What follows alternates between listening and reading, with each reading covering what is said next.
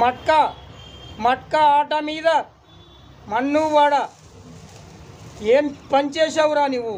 ఎంత పనిచేసావు? మీ మమ్మీ చెప్పింది మట్కా ఆడొద్దురా అని, కానీ నువ్వు విన్నావా? ఇప్పుడు మీ మమ్మీ మట్కా నువ్వు ఆడడం వల్లే చచ్చిపోయిందిరా, చచ్చిపోయింది. మట్కా కోసం నువ్వు 25 లక్షల ప్లాటుని అమ్మేశావు. మట్కా కొడతాను, నేను మట్కా కొట్టే తీరుతాను, కోట్లు మట్కాలో సంపాదిస్తాను అని చెప్పావు కదరా. ఇప్పుడు ఏమైంది? చివరకు మీ మమ్మీ చచ్చిపోయింది కదరా. మీ మమ్మీని మట్కా కోసం నువ్వే చంపుకున్నావు.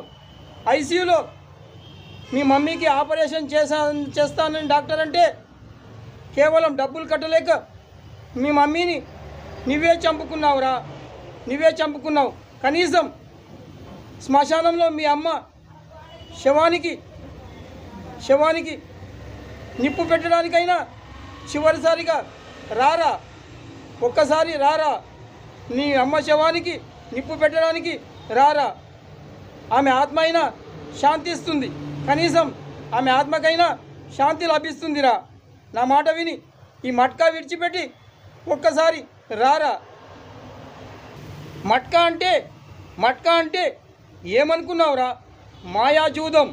మహాభారతంలో పాండవులు కూడా మట్కా అంటే పాచికలాడి రాజ్యాలను పోగొట్టుకున్నారా, రాజ్యాలను సర్వనాశనం చేసుకున్నారు. కనీసం నువ్వైనా నా మాట విని చివరిసారిగా మీ అమ్మకు చితి పెట్టడానికి రారా. నువ్వేమో పట్టు వదలని విక్రమార్కుడిలా మట్కా కొడతాను. ఇంకా ఏం కొడతావురా మట్కా? మీ అమ్మ చచ్చిపోయాక ఇక నువ్వు ఎలాగో రాలేవు. మీ అమ్మ శవానికి నేనైనా నిప్పు పెడతాను. ఆ తల్లి ఆత్మ తప్పకుండా శాంతిస్తుంది. నేను నిప్పు పెడితే మీ అమ్మ ఆత్మ శాంతిస్తుంది. ఇప్పుడే నేను వెళ్తాను.